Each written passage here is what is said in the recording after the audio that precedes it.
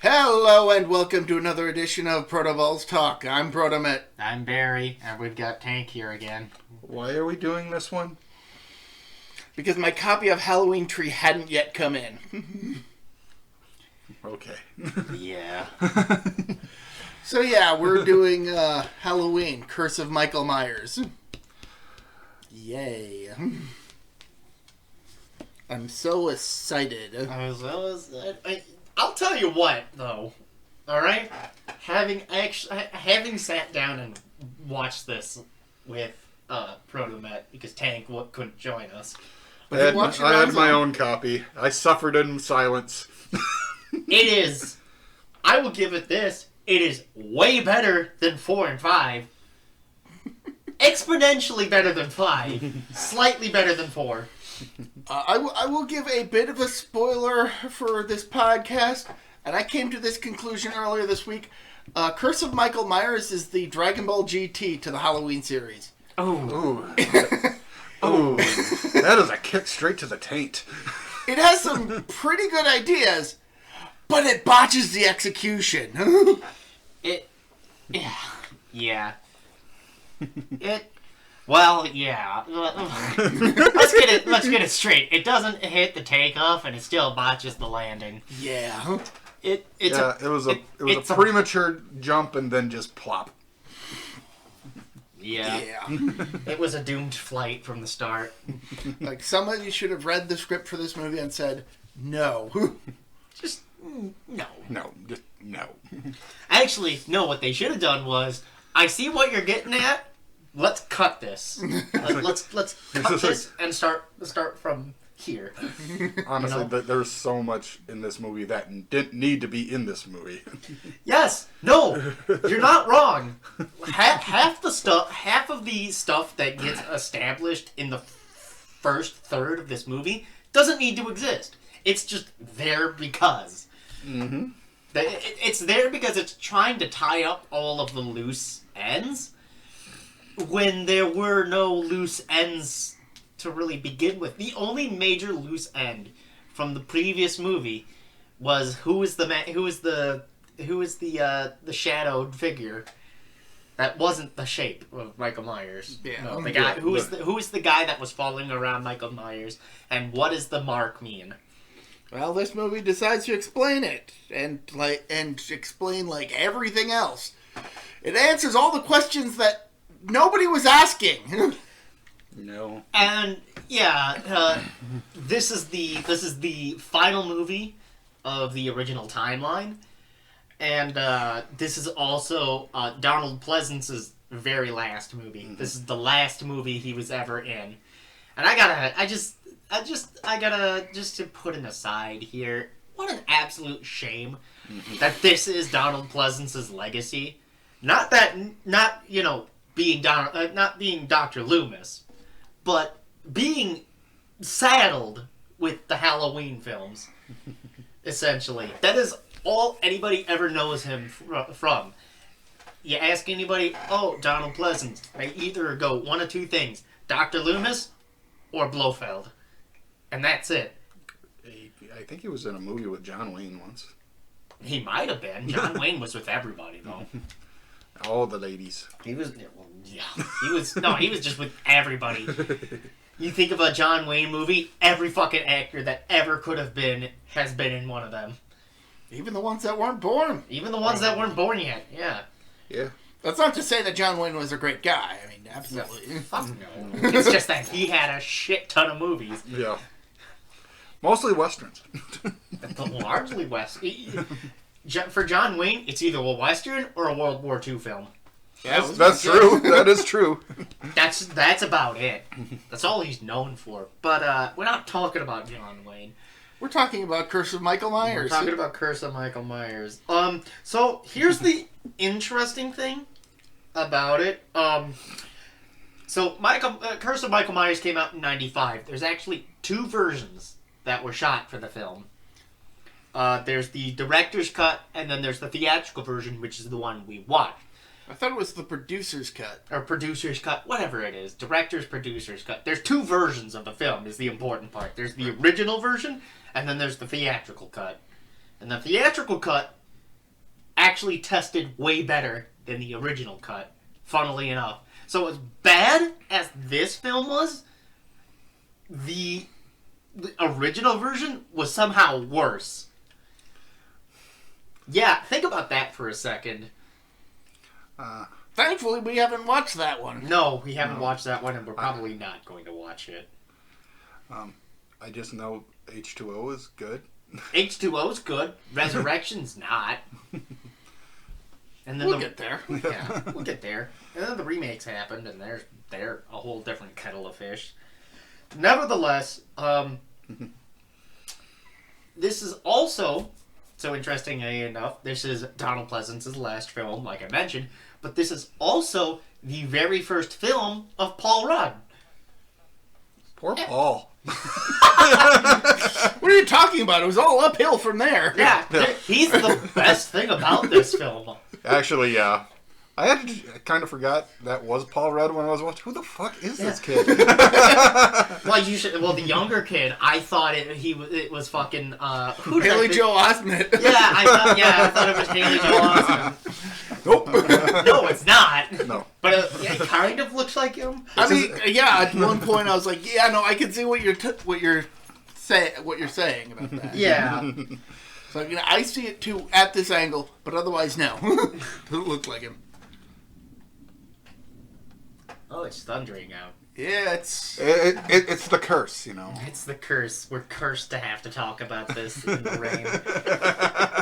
It came out on September 29th, 1995. It had a budget of $5 million, and this was what they came up with. The people who wrote the script need to be kicked. Where? In the balls? Just kick That's them too good for them. right in the shin. Right in the... They need to trot upon a room of Legos. Ooh, that's pain. That was worse than what I was gonna say. I was gonna say they need to be kicked in the shin of their balls. Wow. Their balls shin. Balls shins. It's like, oh. No, yours was way worse. Ow, my ball shins. So this is the very last film of the original timeline. Gee, I wonder why. And what a way to go out, I guess. So the movie starts with Jamie Lloyd giving birth. Yep. And I think in the original script, it is Michael Myers' kid. It's never stated as such in the final film. Although there's like one shot of towards the end of one of the characters looking at what looks like a genetic sequence, and it doesn't make any sense to anybody who doesn't know anything about genetic sequences, like most people who have watched this movie. Yeah, pretty much. So I don't even know if that was even supposed to mean anything, or if it was just a...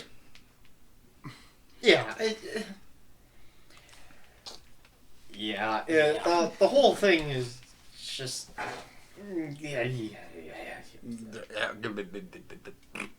Oh, you know what's crazy? Is that Quentin Tarantino was originally, approached to direct this movie. Oh, wow. He would have probably fixed it.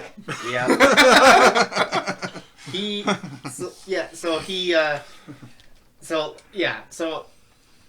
I'll just give you, a little snippet of it.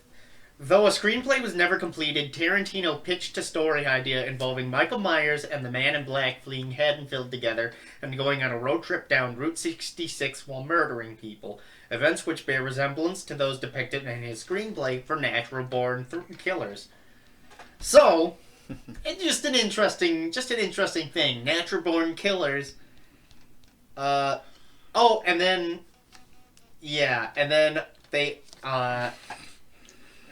And then they approached Scott Spiegel, who co-wrote Evil Dead 2.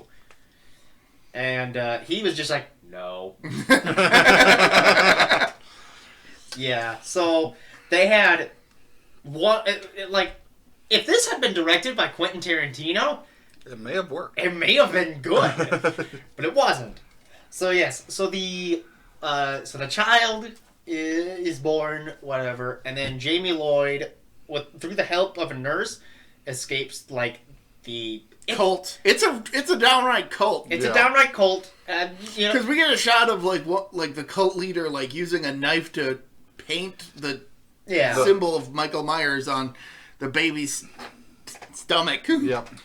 And I mean, I'm just gonna say it. The spoiler. It's a hospital. They're in a hospital. Yep. It's not that important. It's just a setting. She escapes a hospital, and then Michael Myers kills the nurse that helped Jamie Lloyd. So then, there's a radio show. So during this chase between Jamie Lloyd and Michael Myers, there's also a scene where Tommy Doyle from the original movie, who is played by Paul Rudd, is listening to a radio show by some guy named Barry. He's a character in this movie. He gives Barry's bad names. Thanks.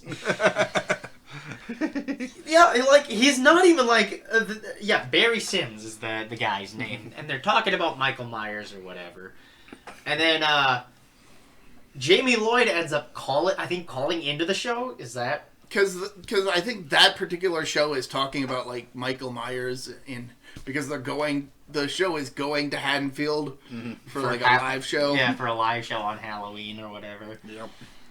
So then Jamie Lloyd calls in. Because by this point she has stolen a guy's truck, gone to a bus depot, and gotten into a phone booth to call into the radio show. Yeah. To try and warn everybody that Michael is coming. All right. Okay. Also, how crazy is it just another aside for Paul Rudd, how crazy is it that Ant-Man isn't a Michael Myers film?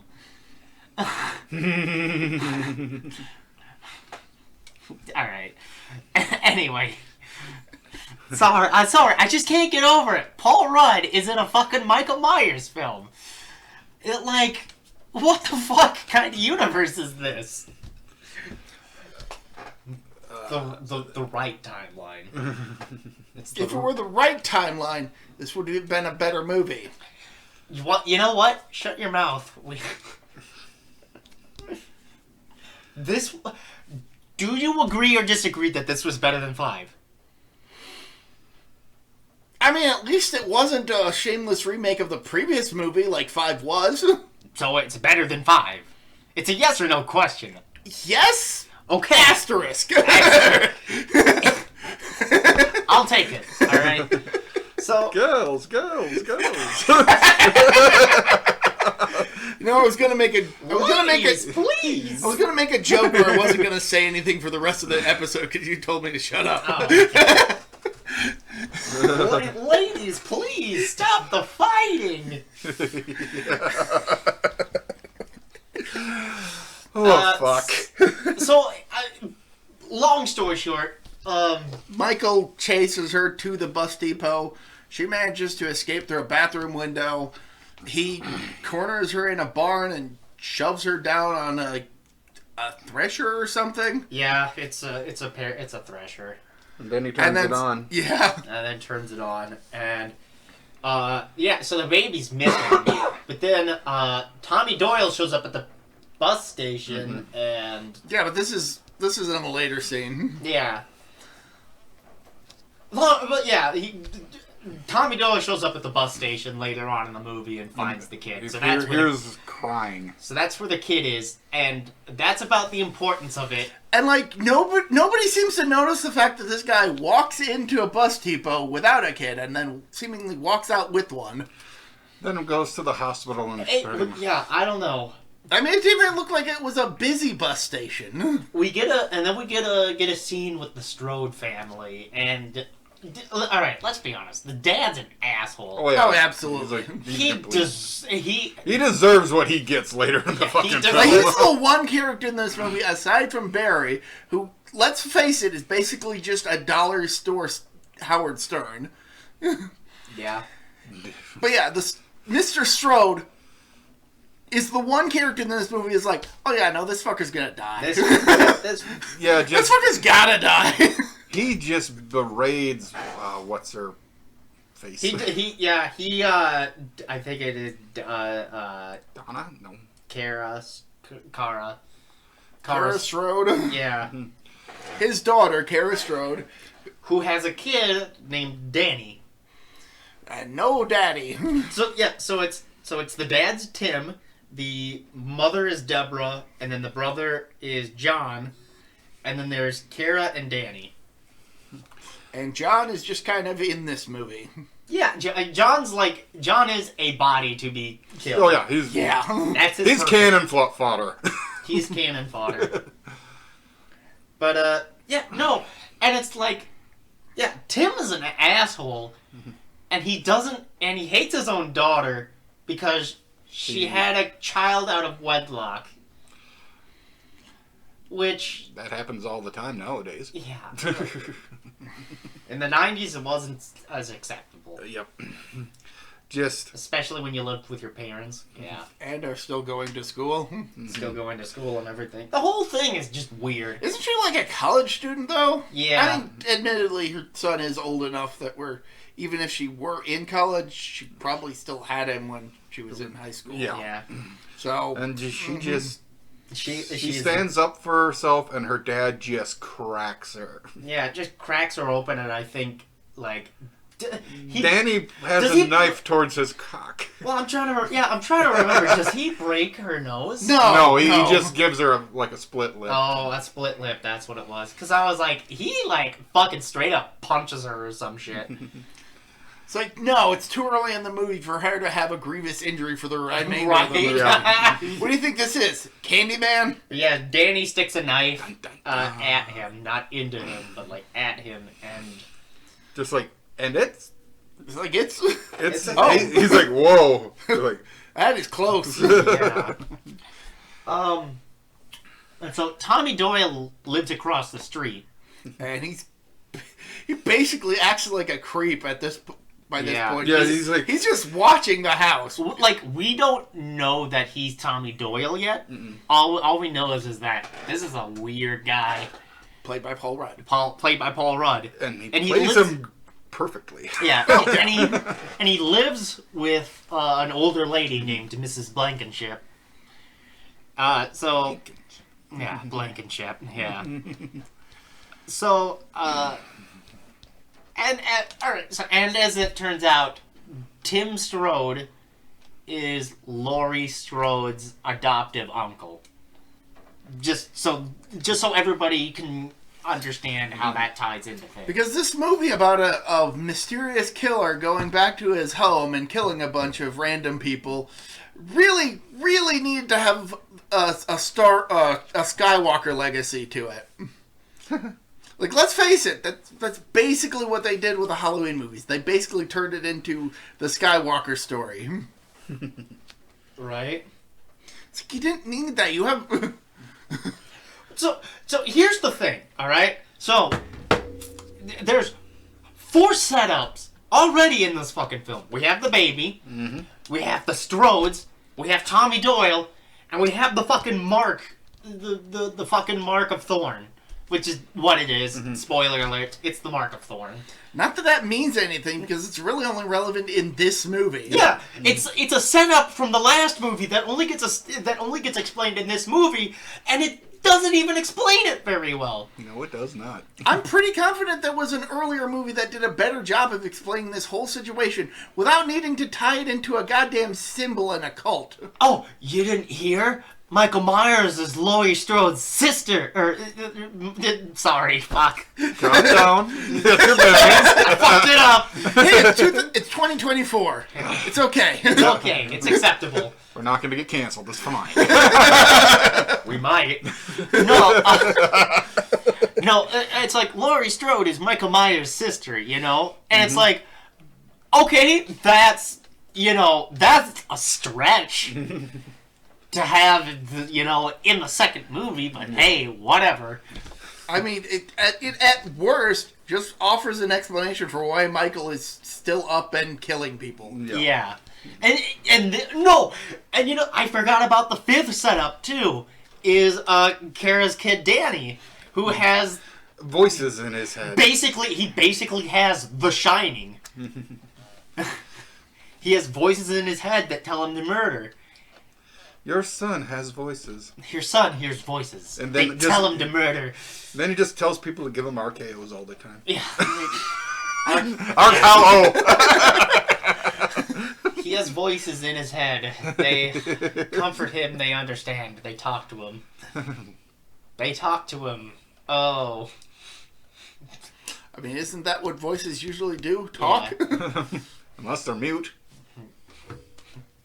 Then they don't have a voice. I mean, it's kind of circular logic is confusing our audience. Yeah. It's confusing our audience.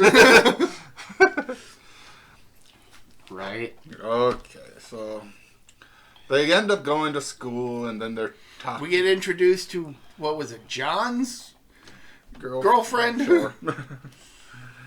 Who is a character. It's a body for this count. Yep, most of them are just bodies for this count. Yeah. Then they, Yeah. So, I'm sorry. I'm hung up on the 5 setups thing. Because it's like... Alright, if you had 1, fine. If you had 2, okay. 3 would be a stretch. They got 5. 5 of these fucking things on here. 5 setups that never actually get resolved. Danny's whole deal never gets resolved. Spoiler alert. The foreign cult kind of gets resolved. I mean, it gets resolved, but not in any sort of satisfying way. Yeah. Michael pretty much just turns against them, doesn't he? He just kills He was never really with them in the first place. Yeah. He was never with them. They all just sort of worshipped him, and he just never bothered to care. I think Like, there's a the baby storyline for it. never gets resolved. Nope. Tommy Doyle actually does get a resolution. Like, I like Tommy Doyle in this movie. Tommy Yeah. Doyle's character Oh, yeah. in this movie is great. He Not kind of... only... Go ahead. He reminds me of, fucking, what's it? He reminds me of Tommy from fucking Friday the 13th. Yeah. Which is interesting because a they're both survi- named Tommy. Tommy's just beat up unkillable things. Yeah. A survivor of a serial killer. Yeah. No, Haunted by his past experiences. but you were going to... Is that what you were going to say earlier? Basically, Yeah. Yeah. I think we all had the same... It's He, just... he plays traumatized so Yeah. well in this Oh, yeah. movie.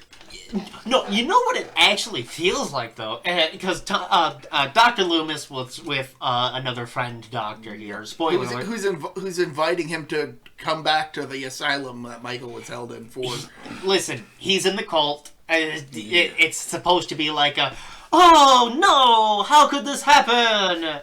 Instead of just like, Look what happened! look what happened. Instead of like, you could see it coming a mile. Yeah, you can Yeah. see it coming a mile away because he otherwise doesn't have any role in this movie. No. And it feels like, and this might just be the theatrical version, but it definitely feels like Dr. Loomis is simply here simply because, They needed Loomis. just because it's Dr. Loomis. It's yet another Michael Myers movie. It's another Michael Myers movie. This is why Dr. Loomis is here. Dr. Loomis actually doesn't do anything in this movie. Like, 4, he has a very active role. 5, he has a very active role. But that's because 5 was 4 redone. Yes. In this one, he doesn't really have a He role. just kind of shows up and just stands around. He shows up, and he talks to Tommy Doyle, and then he gets betrayed, and that's it. Yeah, that's... And at the end of the movie, he goes, like... There's a weird thing with the ending of the movie when we'll get to it, but it does get explained. It gets explained in the original version of the film about what's going on. But yeah. So it's Halloween as well. So they're going out to go trick or treating or whatever. We did forget to mention that the reason that Tommy and Dr. Loomis meet up is because Tommy calls Dr. Loomis Yeah. at some point. Actually, you know what? I am wrong about Loomis not having a purpose. Loomis does actually have a purpose because he hears about He overhears the radio show that Jamie calls into. Yes, and he calls the house where the door, where the Strodes are, and he tries to warn them. So he does actually serve a purpose in the film. It's just not a very good one, the given Strodes get got. Yeah. I mean, let's face it, Loomis's role in this movie could have been filled by Tommy. Honestly, Yeah. I think, because just the whole thing, the whole movie, good ideas. They're just not well done, and there's too many good ideas. Too many cooks boil the soup, and we got a bunch of ideas that we want to finish. And not all of them work. Not all of them work. The Danny plotline? That could have worked. Yeah. The Danny plotline could have worked. We didn't need the fucking cult. The Tommy Doyle plotline works very well in this movie, only because of the fucking power of Paul Rudd. Mm-hmm. The baby thing is just never fucking weird. It's dumb. Yeah. The cult plotline does get wrapped up, but not very neatly. Like we said. Yeah. Which, the cult... No, that's the thing. The cult plotline and the baby plot... The cult, Danny, and the plot, and the cult, they're all, wrapped up within one another. And it's just okay, you could do those three and not have Tommy Doyle and not have... You could do one of those three. Yeah. You could do one of those three. But you can't do all three at once. It's just headache-inducing. Yeah, the whole thing is kind of a giant pain in the ass. So Loomis gets to the crime scene where Laurie Strode is dead. And that's it. That's Laurie Strode. Jamie Lloyd. Laurie Strode is... Sorry.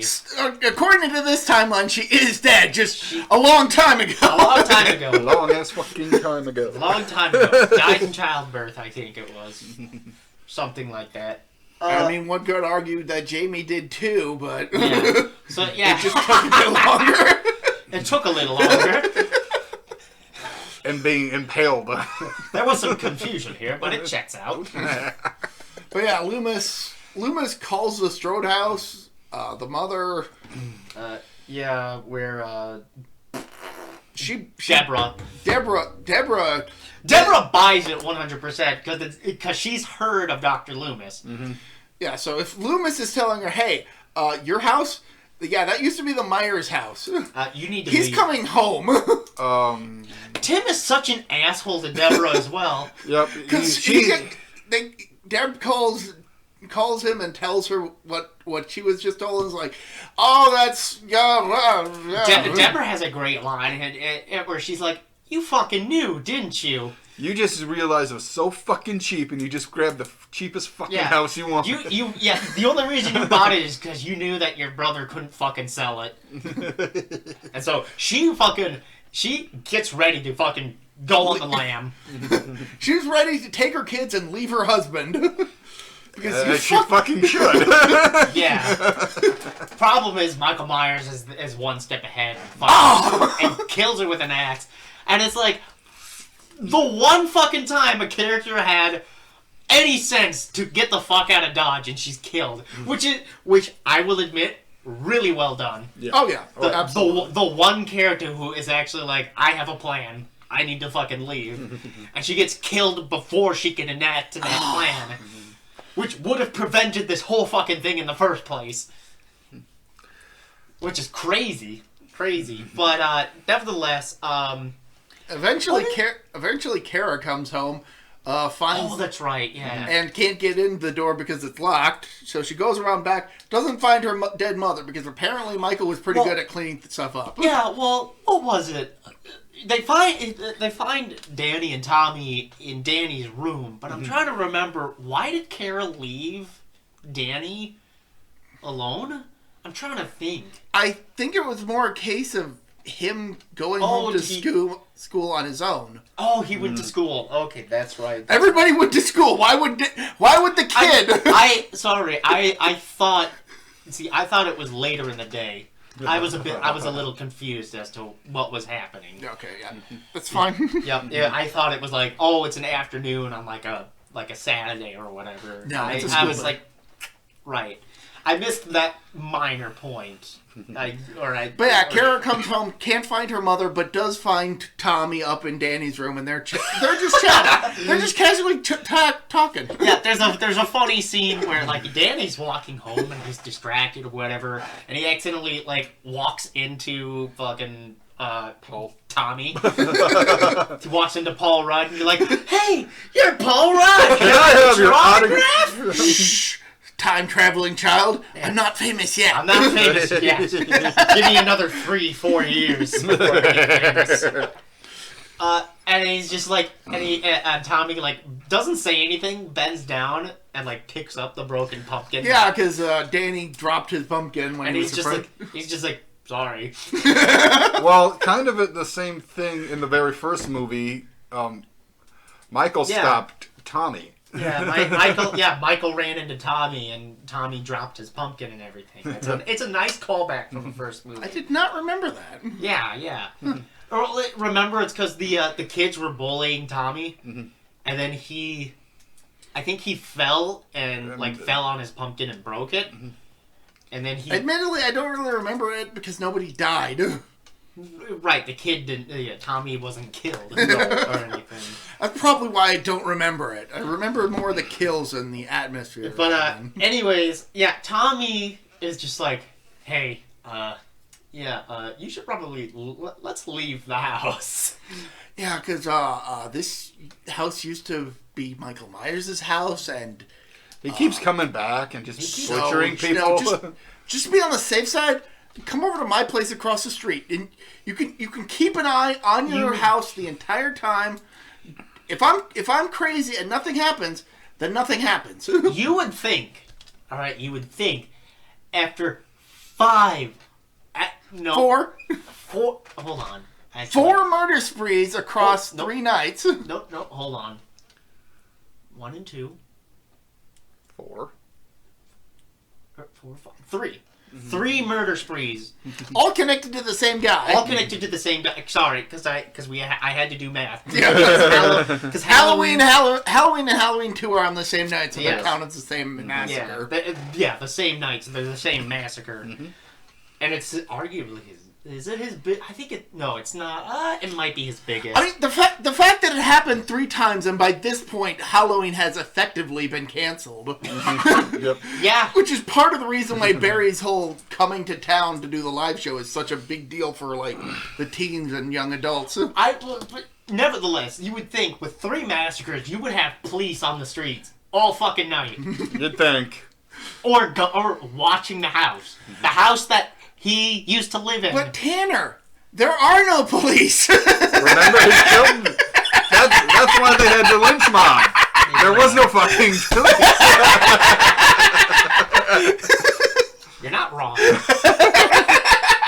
The entire police station got fucked in 4. Yeah, it did. Let's face it. The more logical response was everybody leaving town for the night, Yeah, I mean, you're not wrong. just in case. Let's We're gonna go on vacation. We're gonna have Halloween in the next town We're over. going to Bixby. What? I don't know, but let's go. We're going to Chicago. We're gonna go visit your aunt. Anyway. That's the second town in Tremors. Oh, right. It's the next town over. That's the one where they can't contact because the graboids have taken down the communication line, the telephone lines. I haven't seen Tremors yet. Oh, should. It's a fun movie. Fun series of movies. Except for the 5th one. So anyway, they make it over to the house. It starts getting nightfall and everything. Tommy stops over at the hospital in an earlier scene. With the baby. And he has a chat with Loomis. With Dr. Loomis before he gets kicked out of the hospital for yelling at a nurse. Right. Which is just... I need a doctor for my baby! Get one! Security. Yeah, security. But yeah, no, he finds Loomis.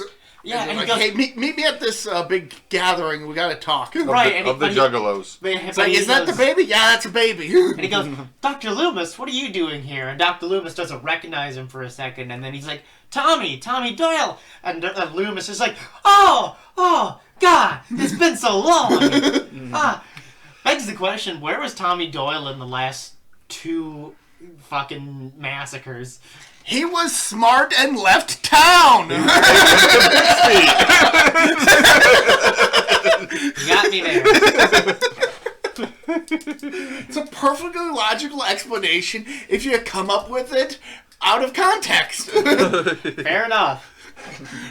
Presumably the only reason he'd stay in Haddonfield is because he heard the radio show and heard Jamie talking about Michael coming back. But, yeah, so John gets home and then he gets electrocuted by Michael Myers. After finding the broken washing machine full of bloody laundry. Yep.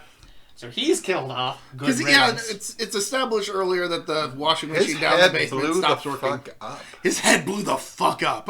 Yeah. After being shoved into what, the circuit breaker? Yep. Yeah. So then, Mrs. Blankenship tells Danny, who has the shining still, the death shine, the murder shining, let's call it. The murder shine. Miss Blankenship tells Danny about Halloween. And, so then at the big Halloween festival that everybody's at is Billy Sims. And that's where Tommy and Oh, wait, the character's name is Billy? I thought it was Barry. Oh, Barry Sims. Sorry, not Billy. Billy Sims. Like, who's Billy? Sorry, Barry Sims. 'Cause I just don't want him. I mean, you're looking at the Wikipedia page, so I assumed that it said that Yeah. his name was Billy, and we were just misremembering. Sorry, I was trying to... trying to find your place. yeah, so Tim and Beth are there with Barry. They're on his live show, and as it turns out, Barry's not a good person. Oh, he's a fucking prick. He's an asshole. like I said, he's a dime story Howard Stern. And then Beth goes, "Oh yeah, well my boyfriend over here, he lives in the old house where Michael Myers used to live." And this is news to John because He's like, he never knew. Tim's an asshole. Well, yeah, this is news to Tim because Barry's an asshole. No, it's news to John. Tim's dead. dead. Tim's the dad. Tim's the dad. Tim is dead. It's news to John, who's just sorry. Oh, sorry. So John's the dad. John's the dad. Tim's the brother. I'm sorry. I got it mixed up. Okay. Well, from now on, he's John. The brother is John. John Boy Jim Bob Joe. From now on, he's brother. From another He mother. may as well have been brother the entire time. Listen. From now on, we're going to refer to him as insert brother name here. All right, so insert brother name here.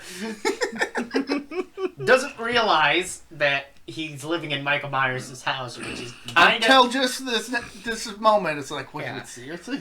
So then Barry is like, calls his agent, and he's like, I'm fucking...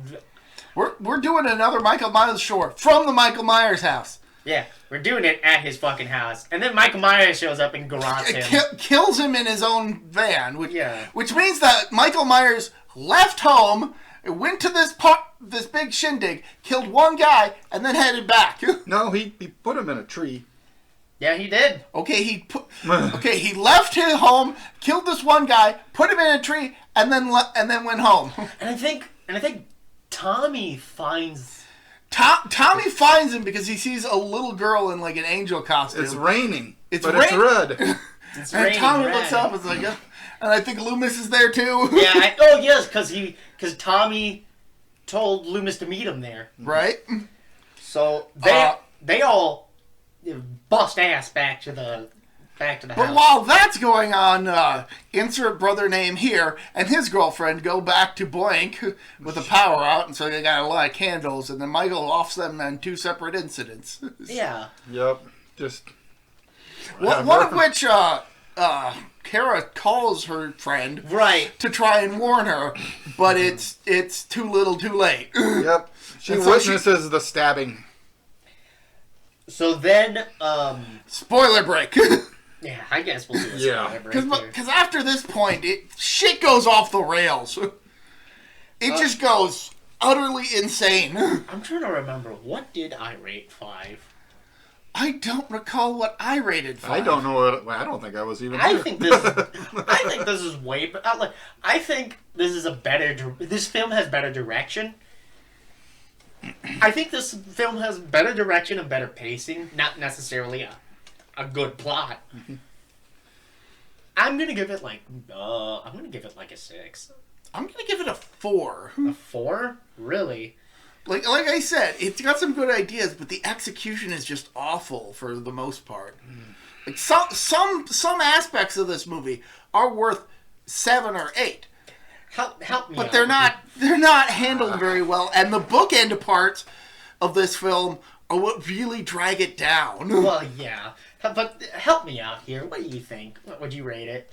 I'm just gonna give it a 5. A 5 sort of evens it out. Yeah. 4, 5, 6 is definitely like the range for it, depending on how willing, I guess. I've seen better movies and I've seen worse movies.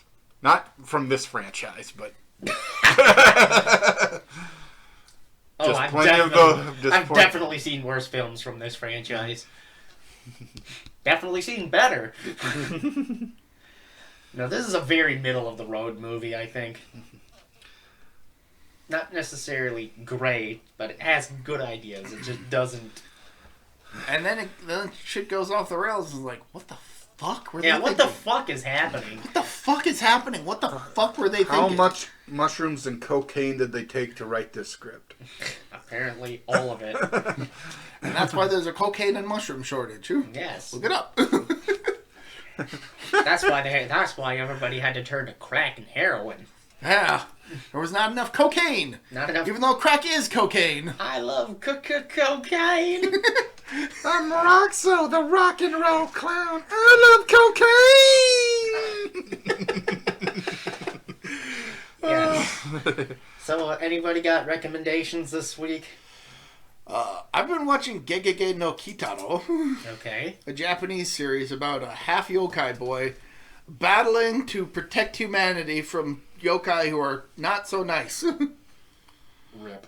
It originated as a kamishibai series of like paper theater stuff for like kids.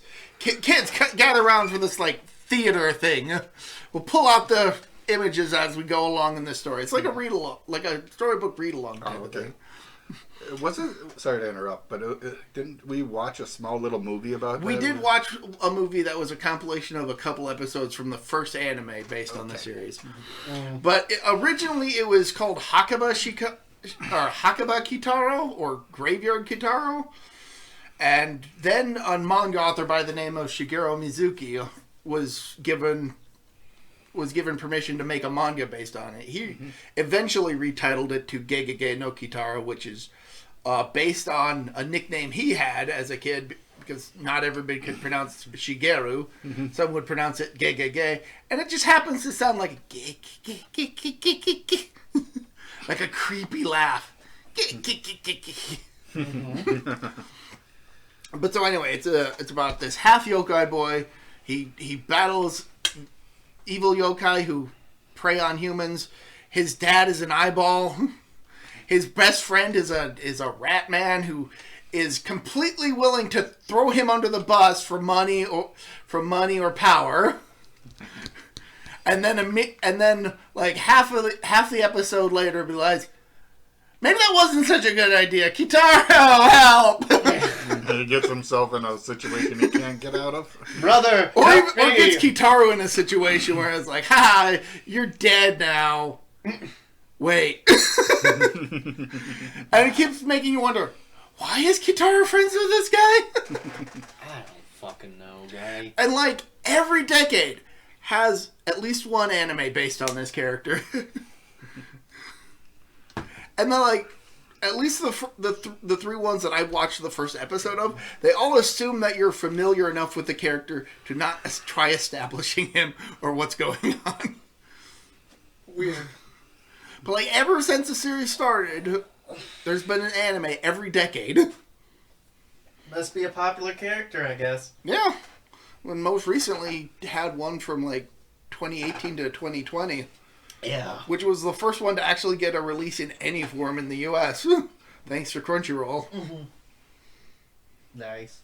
It's similar to a Digimon Ghost game, which I recommended previously in tone, where it's like, yeah, no, it's spooky, but it's still a kids show, but with a focus on yokai.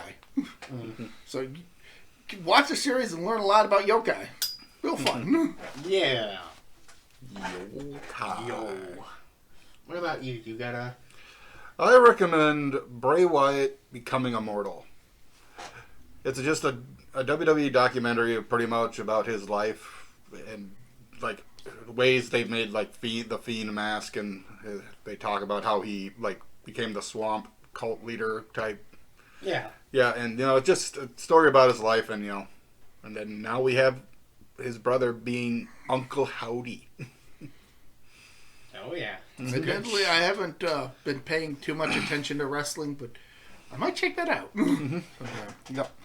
Yeah, the Wyatt Six are actually pretty cool. It's sorry, it's Bo Dallas, it's Joe Gacy, it's Eric Rowan from the original Wyatt family,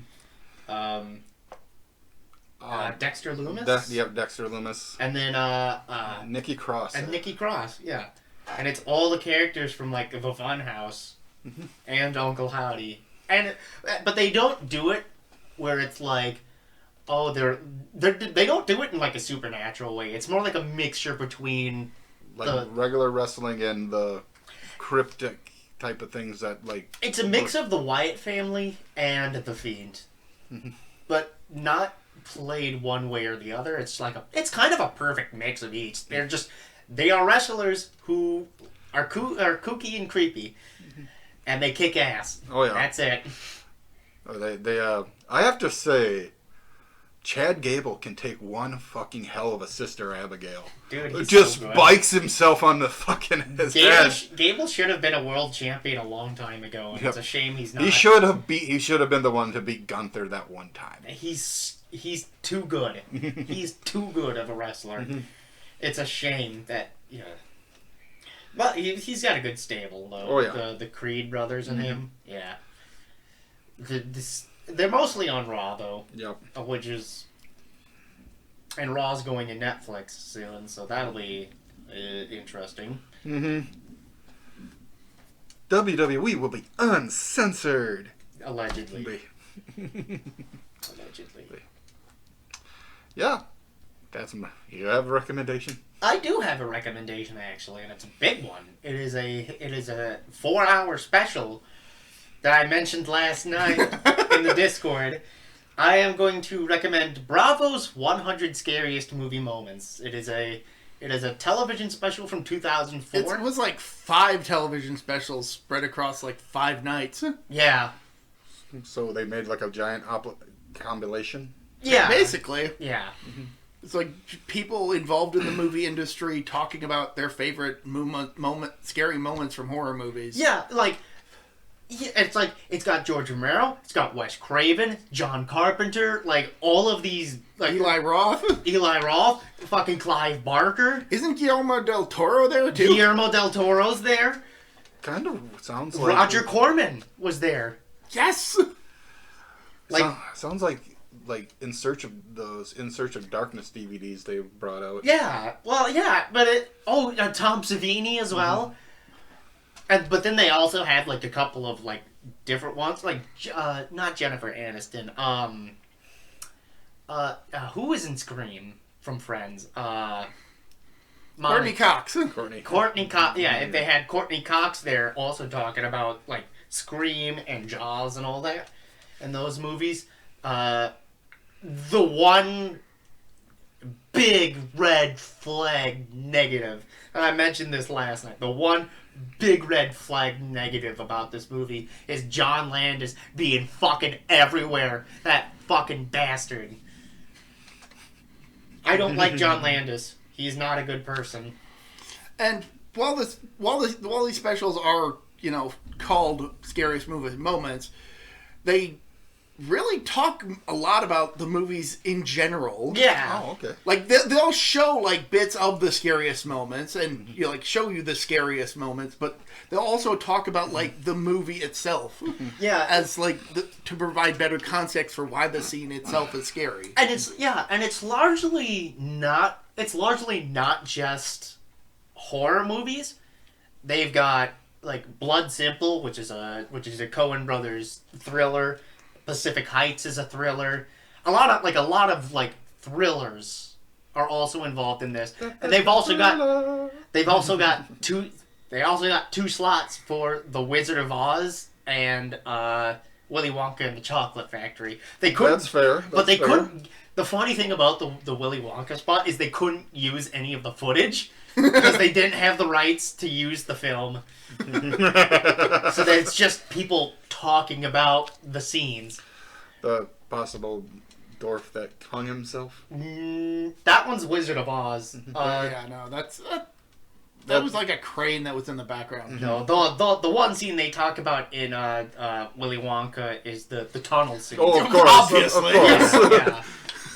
It's like there's no scary scene aside from that scene in Willy Wonka. Yeah. And it's like, but there were a bunch of films on there that like people would have never heard of if it were not for this that special like Audition, Suspiria, fucking Black Christmas, The Vanishing, Sportlos, The Vanishing, Devil's Backbone, Zombie 2, Lucio Fulci's Zombie. Coffin Joe? No, they didn't have Coffin Joe, actually. I think it's because that series is a bit too taboo to have in mainstream television. But then they had Les Diaboliques, they had The Haunting, they even had House on Haunted Hill on there. It ran the gambit. Did they have House?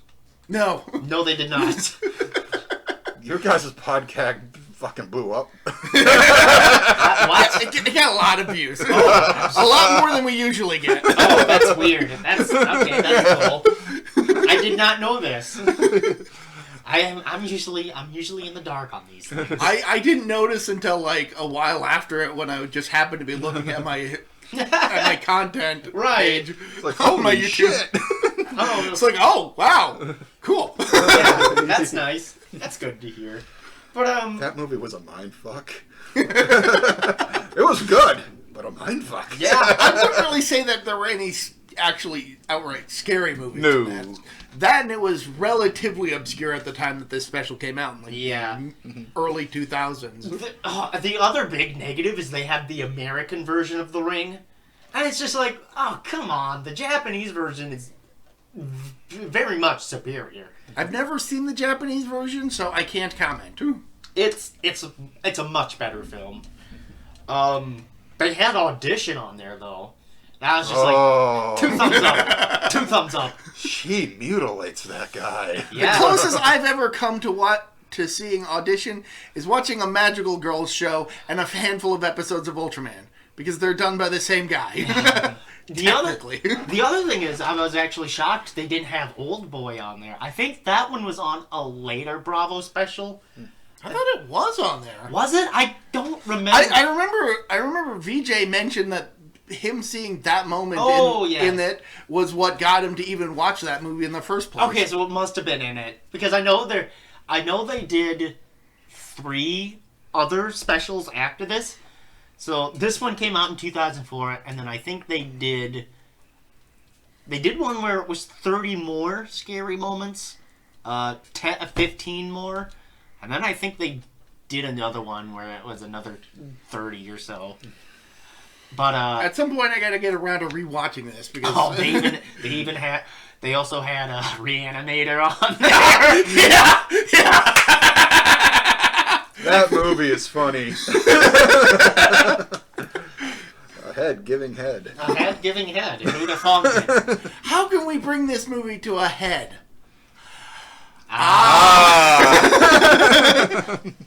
Yes. That's a direct quote from the special. Yeah. That's funny as fuck.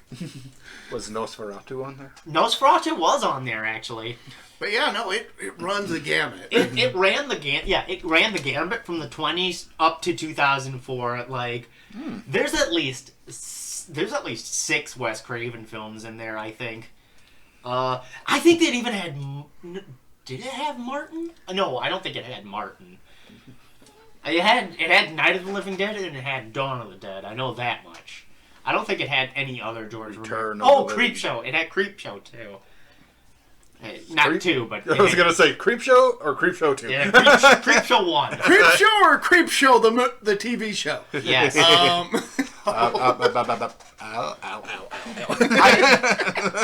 I highly recommend it. Number 1, they did Jaws, which I don't have a problem with. I know a lot of people nowadays, especially, they're like, Jaws isn't very scary, and it's like... Well, it was probably scarier from the time. I mean, for 1975, it was pretty fucking scary. It caused a ginormous panic that caused beaches to get shut down. Which still has a resonating effect to this day, despite shark populations dwindling as a result of overfishing. The scene they chose... And finning. Fuck finners. Like people who cut the fin. Yeah. Fuck those guys. Fuck those people. Shark fin soup needs to be banned worldwide. Yeah. Fucking Disgraceful. But the scene they chose for Jaws was the first kill in the movie where the girl girl goes skinny dipping and gets killed. The scene I would have chosen would have been Quinn's death, which is fucking brutal. And it's fucking brilliantly shot because you see him slowly slide down into the shark's mouth. But I think that's probably why they didn't pick it, because you see everything, whereas in the opening theme, a lot is left to your imagination. Well, at least it wasn't 3. Or the revenge. Fuck 3. Oh, what was it? I'm trying to think of the guy's name now. I have to look it up, but there's a very famous actor who was in part 4.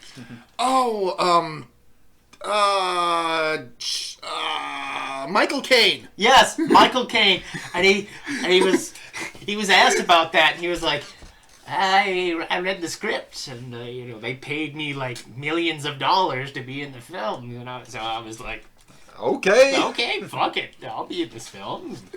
It's a fucking terrible film. I haven't seen it. I haven't even seen the movie. I was like,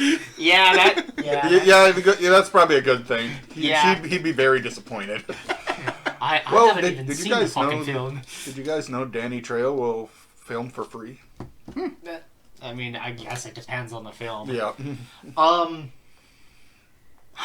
trying to think of some other films that were in it, because there was also The Stepfather, which is another really good film. God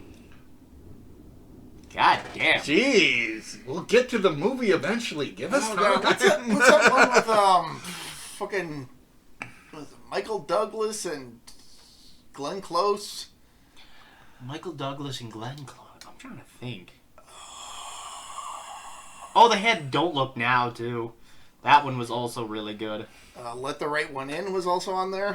What? The original version, not the English remake. Maybe. Demons is also on there, which is funny. Deliverance was on there.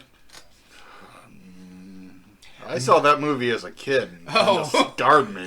I've never seen that movie. You don't want to. I don't.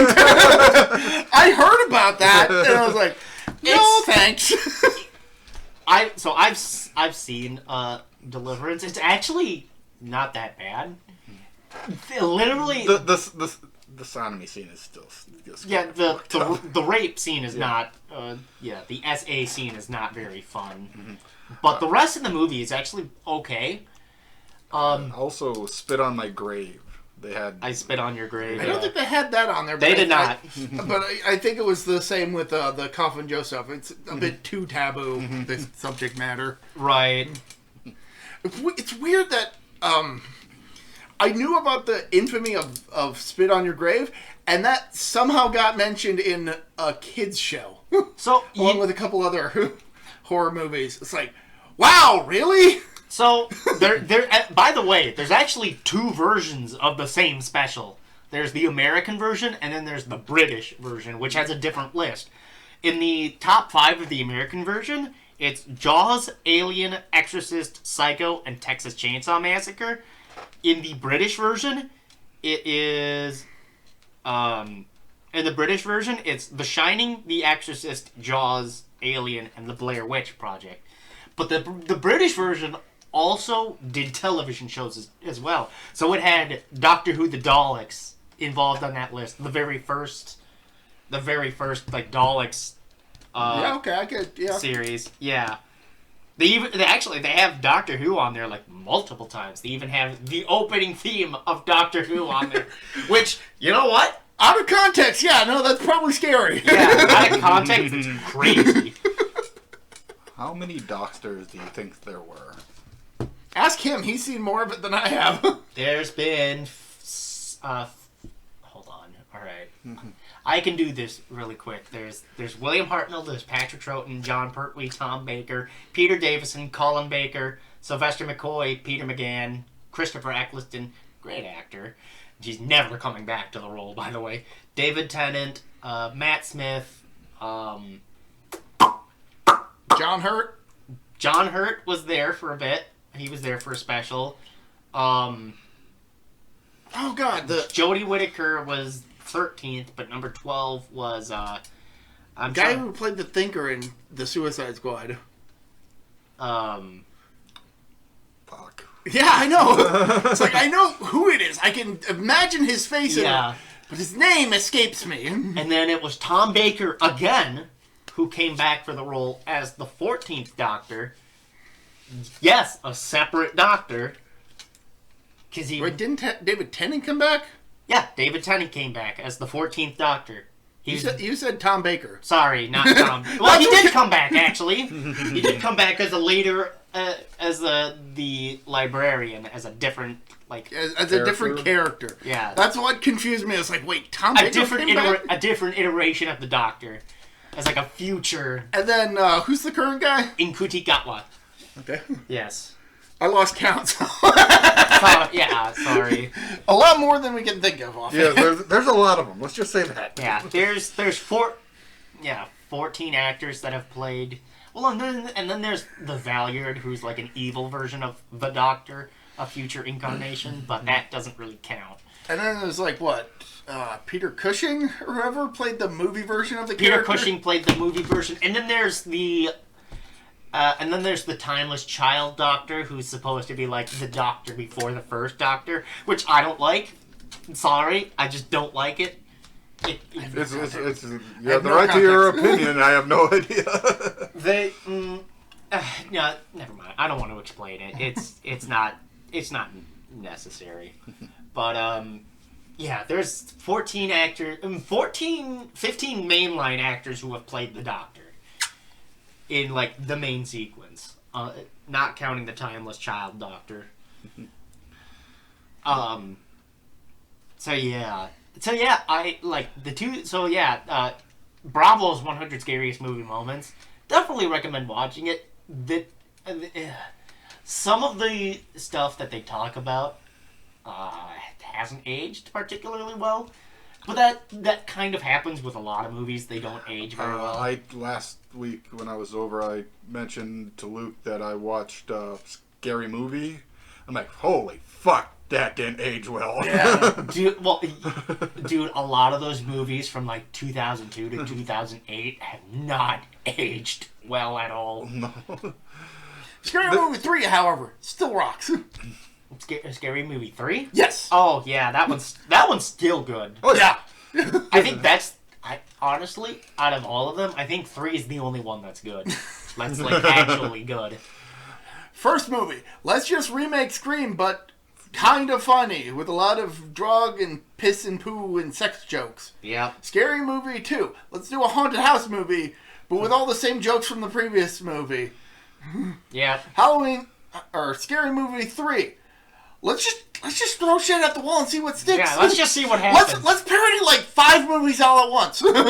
What was it that they were parodying? Was it?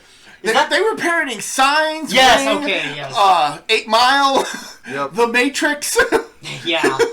Yeah, They threw everything out. They literally just grabbed it and chuck. I mean, it really helps that it was the guys who did Airplane. So. Oh, of course. Right. I guess we're not that different after all. Yeah. So. And then Scary Movie 4 happened, and I was like... There was a 4. I know there was a 4. There's like and then, 5. there's a 5th one on the way. I actually did look this up recently. There have been 4 that have been released. Does 3 have, Leslie Nielsen? No, Yes. I know 3 has Leslie Nielsen. No, I was... who's that guy from 2.5 Men? Charlie Sheen? Yeah. That was 4. That was 4? Okay, alright. I was trying... Wait, no? Yeah, he is in 3. Yeah. Okay, that's what I thought. He was playing the dad of the He played Signs. Mel Gibson's character from Signs. That lady's hat just got bigger and bigger and bigger and bigger. Yeah. I kind of forgot the whole, actual Signs plotline of Scary Movie 3. So... See, speaking of, Signs was also in the 100 Scariest Movie Moments, which is... It's honestly, it's They not... had 2 M. Night Shyamalan films in that. They had Signs and The Sixth Sense, which, alright, this might be a hot take, but I think The Sixth Sense is the only good Shyamalan film from his early and mid part of his career. I've only seen The Sixth Sense and Signs, so I can't say. Okay, so Signs isn't bad. Signs isn't bad up until the ending, and then it's just like, that's so fucking dumb. Yeah. That's why would these aliens go to a planet that has fucking condensation? That is 70% water. When they melt with water, are they all the fucking Wicked Witch of the West? Side. It's a dumb plot line. It's a dumb plot line from an otherwise at least intriguing film. It just doesn't. It just doesn't hold up to scrutiny. It doesn't hold up Yeah. to scrutiny. Yeah. Just Like- he just gets a little bit of It is- water dripped on him and just like. It's like it is like a worse version of War of the Worlds. Because the plot twist of War of the Worlds is the aliens get sick with Human viruses. human viruses, and That's how they're defeated. That's how they're defeating human viruses. Which, saying that out loud, without the proper context, sounds dumb, but it makes sense in context. Because the entire time you see the aliens, they're in like these tripod machines. Yeah. Yeah. They're not actively interacting with the outside environment. Well, and the other thing is, that's kind of how it worked historically. I mean, True. like, the Native Americans got smallpox. Europeans ended up getting, Europeans ended up getting malaria or cholera from the Native Americans. So it was kind of a two-way deal. Problem is, smallpox is a lot deadlier than cholera and malaria. So, yeah. I believe it was cholera or malaria. I can't remember which disease. It might have been tuberculosis. Not tuberculosis, no. It might have been a different disease, though. Not to spoil our fun, but we probably should get back to the actual focus of this podcast. Oh, man. Okay. Unfortunately. But you know what? Future potential idea. All of us just watch that 5-part special and then just do a podcast talking about each of the entries. Yeah, we could. Yeah, definitely. Yeah, we definitely could do that. Fuck, let's do it next week before Halloween. Hey, we got time to kill. I gotta start editing videos for next month. I'm not gonna have that much time. No. Plus, overtime's probably gonna be piling up. Fuck it. I got work and shit. Anyway, yeah. So, back to the movie. Everybody's at the house, and all of a sudden they're all like, who could know about you and me and the child? And stuff, and then the doctor friend of Loomis is like, it was me. it was... Also, that lady's part of the cult. She's got Danny. Yeah, Mrs. Blankenship's part of the cult. I'm holding Kara hostage. Come on. Let's go. Let's go. Everybody to the fucking hospital! You two, get tased. Yeah, so Donald Pleasance gets... As the guy who actually got tased at fucking... Yeah, so Donald Pleasance basically gets knocked out from most of the rest of the movie. He only shows up for the climax. Like, I think there's a scene where he's talking with the director or the head doctor once they're actually at the hospital, and the doctor's like, "Come on, join our cult," and Lewis is like, "No." No, just like, no. And then a big guy just knocks him out for most of the remainder of the movie. Yeah. So Tommy somehow manages to regain consciousness, and the rest of the movie is basically Tommy Doyle leading the charge to save everyone, which he does. Yes, he does. Yes. So while all this is happening, Tommy Doyle, he pounds a door open as Michael Myers is chasing them. They run into a hospital room, and they hide from Michael Myers. I like how when he notices Michael there, he's like, he fuck. tilts his head. It's like, fuck, ting, ting, ting, ting, ting. Yeah, he goes back to trying to bust the door open because he's just like, worst fucking timing. Come on. And they get into an adjacent medical room where the child and where Danny is. Or like they're separated by like a door. They're in like a small room that leads into the operating room. Yeah.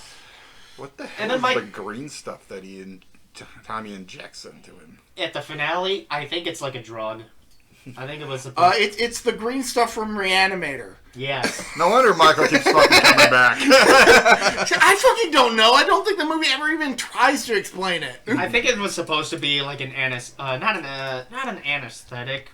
It might have been an anesthetic. It was some drug that I think they were planning on using. It was an acid. Oh, okay. Yeah, weird. I think the acid would go through the plastic too. Not necessarily. Not necessarily. There are protective plastics for that. Like the amazing Dr. It's just weird that there'd be like so many syringes full of them just lying around. No, you know what? You mentioned Dr. Fives, but you know what would have made this movie better? If a bronze unicorn came out of a window. I'm just saying. You can always improve a movie with that. I'm just saying. Could you imagine Michael Myers opens the door, the bronze unicorn comes in, nails him in the wall, and that's basically where the movie ends. And that's where the movie ends.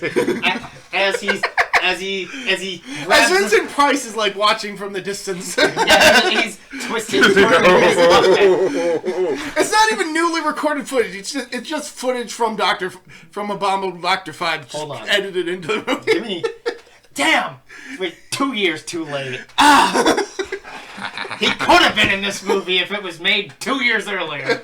Shit! Oh, he passed then? Yeah, he passed in 93. But yeah, no, Kara and Tommy go to rescue Danny and the baby while Michael slaughters the entire cult because they were going to do something to basically like reincarnate Michael into either Donnie or the baby. I guess they had multiple choice now. And Michael is just like, you're dead. You're dead. You're dead. Well, you're dead. As it turned out... You're dead.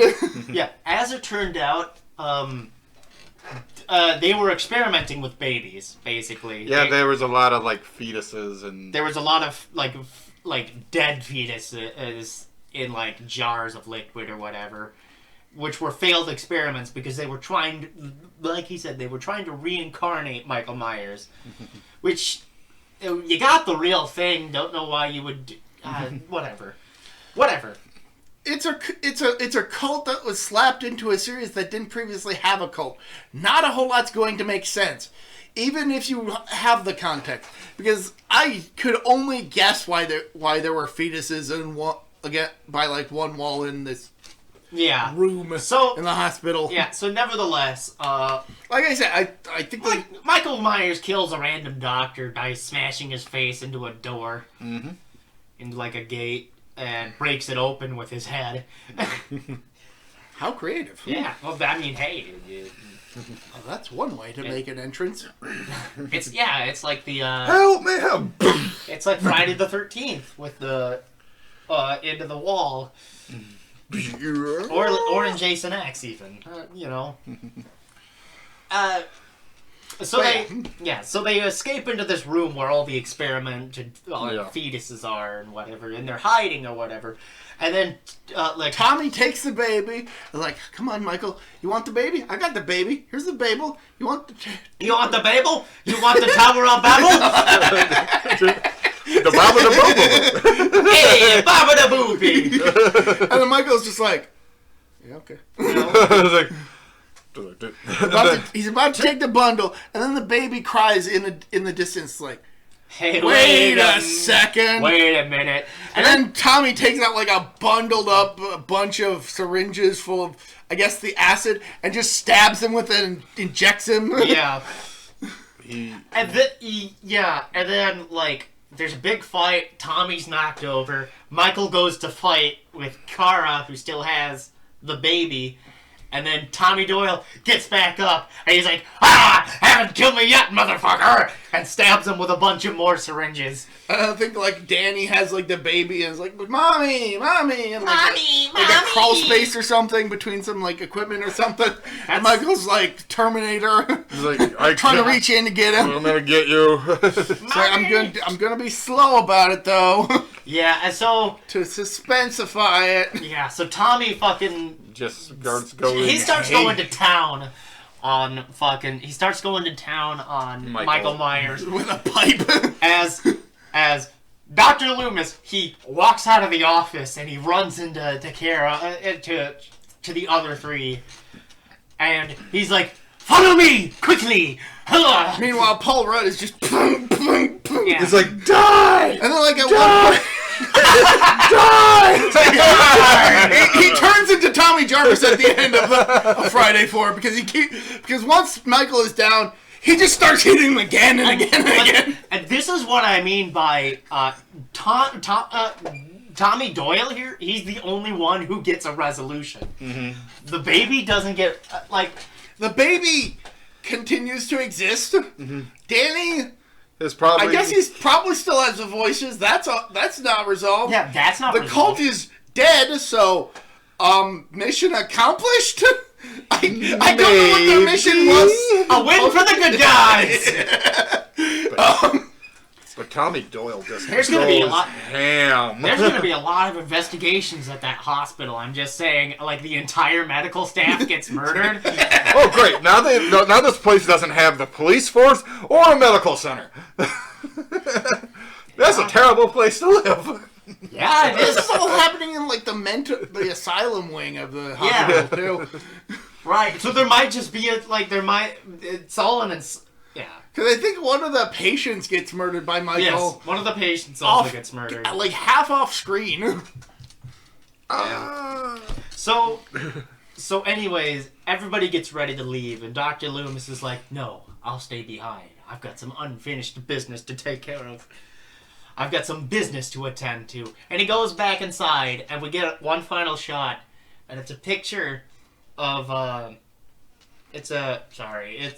we get a shot of Michael Myers' mask, and we hear Dr. Loomis screaming, and that's the end of the movie. Now, there's a reason for that scream. It is cut from the original version of the film. What actually happens is, in the original version of the film, the main doctor, he doesn't die. Dr. Loomis goes to confront him, and then Loomis realizes he has the mark on him, and the doctor goes, "You're Michael Myers' keeper now." And so Dr. Loomis is like, "No! No!" That's how that movie ends. Wasn't there also a thing of rocks Yeah, I think the baby plays a bigger part in the original film, and I think Tommy doesn't even show up in the original version either. So it's like a completely different picture. Yeah.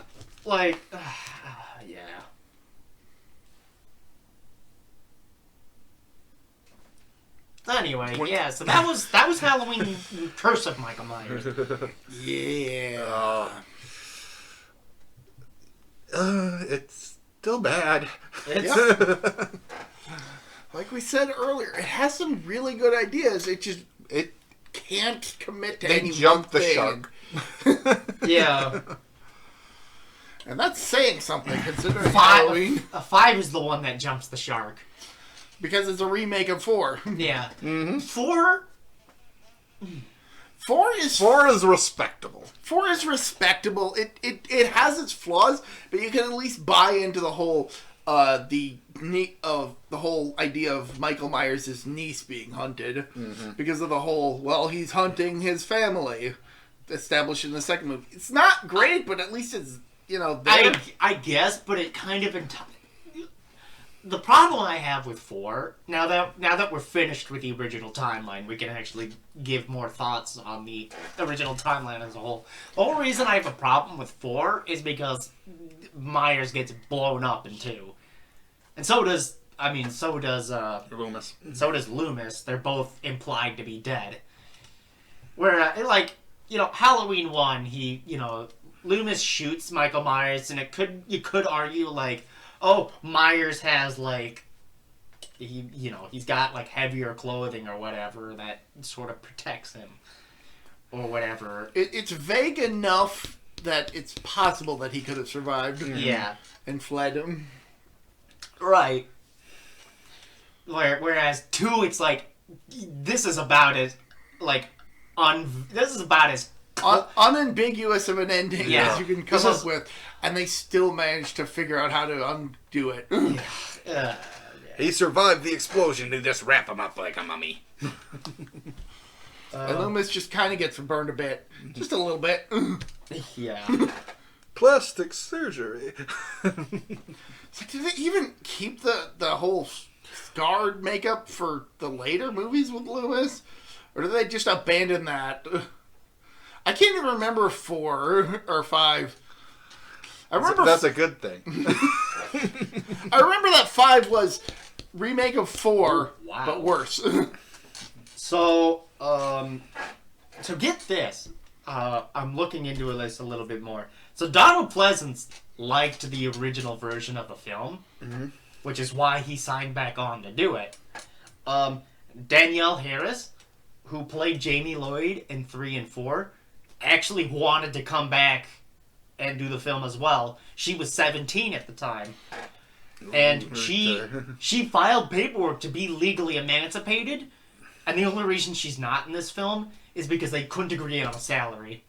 So they recast her, which is crazy. Actually, we're watching Hatchet 2.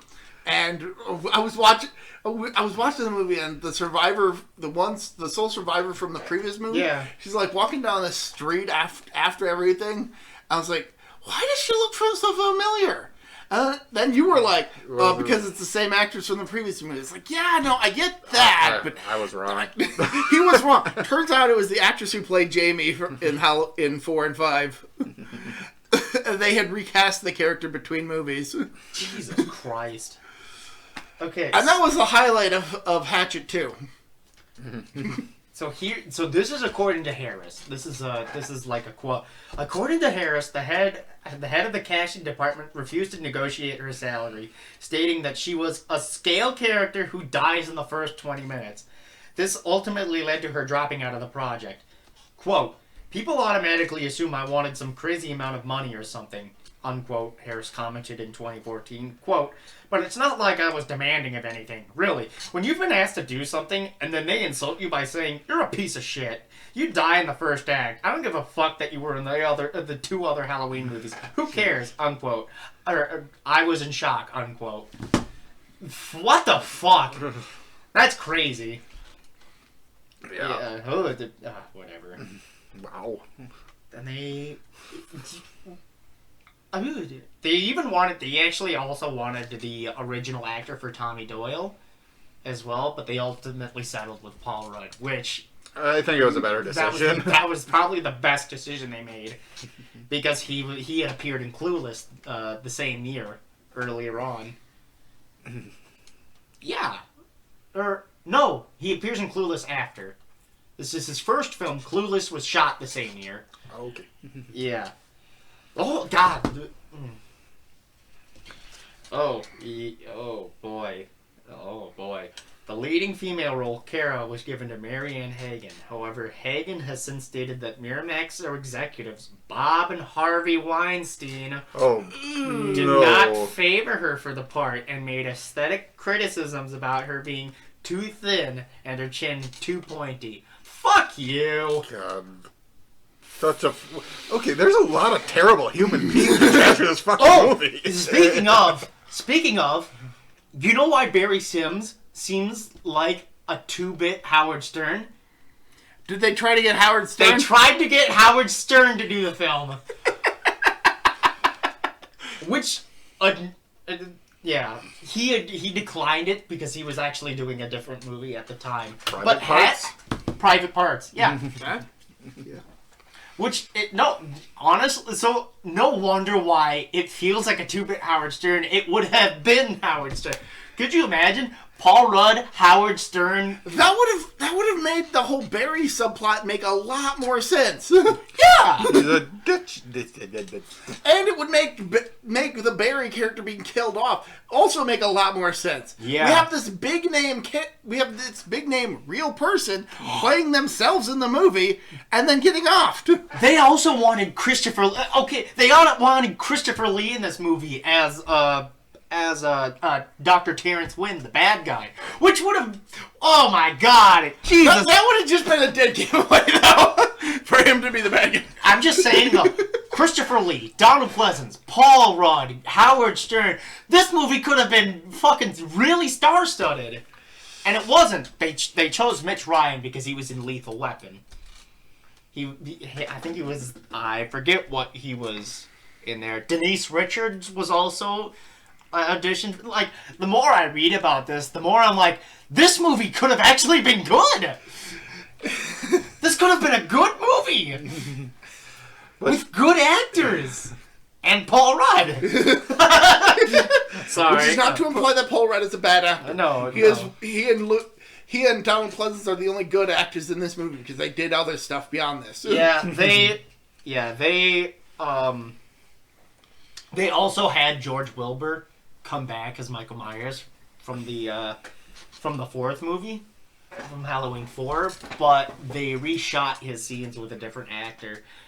So, yeah, everything about this film sounds like it was just one giant fuck up.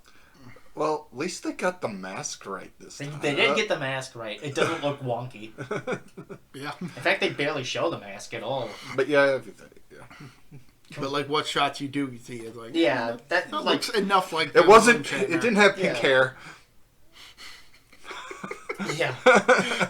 Filming began on October 31st, 94 in Salt Lake City, Utah, which is a crazy location when you're trying to do like Illinois. Hey, whatever. Illinois. But apparently within the first week of shooting, they had a giant snowstorm. Irony. That's funny. It's not irony, that's just coincidence. Yeah, that's a funny coincidence. I mean, to be fair, it is Illinois. It'd be ironic if they were trying to film a movie set in summer and then it snowed. Now I'm trying to think. Was 94 the year that you guys had the big snowstorm? Or was that 94? I don't remember. We were fucking young. Like, it was. I think it was like it was either 93, 94, or 95. I'd have to ask Mom. I do not remember. I think it was. Yeah, Halloween was officially fucking canceled. Yeah, everybody had to cancel Halloween because it snowed like 6 inches on Halloween, which was crazy at the time. And now with the way the weather's going, we'll be lucky if we get snow on December 15th. I mean, we barely got snow this past winter. Mm-hmm. Yeah. Which is just unheard of. It's for this territory. Yeah, it's fucked. We live in the Midwest. There were so many days in the winter that I could just leave my house without a coat and be completely fine. Yeah. I think crazy. I think it snowed only 60 days out of that entire winter. Mm-hmm. And most of that was in February and March. Yeah, it was just like Yeah. so weird. I mean, yeah, it was pleasant weather, but when you're expecting it to be, really cold and really snowy, and it's just kind not. of liked a couple fucking snow days. No, you know what the worst thing about that last winter though was our heater at work broke. Oh yeah, you told us about that. And our it was heater fucking freezing. Our heater at work froze, and then inside the store it was 45, 35. In the store up front, it was 45 degrees. In the kitchen, it was like 35 degrees. Jeez. Everything was freezing back there. It was terrible. And this is a much better conversation than talking about this movie. Yeah. So I think we probably should bring this to an end. Yeah, I suppose. Yeah. Wait. Okay, so...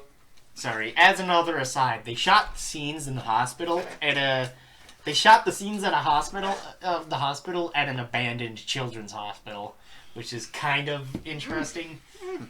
So, anyways, yeah, so... That was Curse of Michael Myers. We talked up for an hour and a half. We've done longer, but whatever. And we spent maybe 50 minutes on the movie. Anyways. Well, I don't recommend it. I'd recommend it over 5, maybe even 4. Oh well. Yeah. Alright. With that said, the storm has come. Therefore, we must go. And we wish you all a very happy Halloween. Happy Halloween. Halloween. Halloween. Happy Halloween. Halloween. Silver Shamrock. Bye.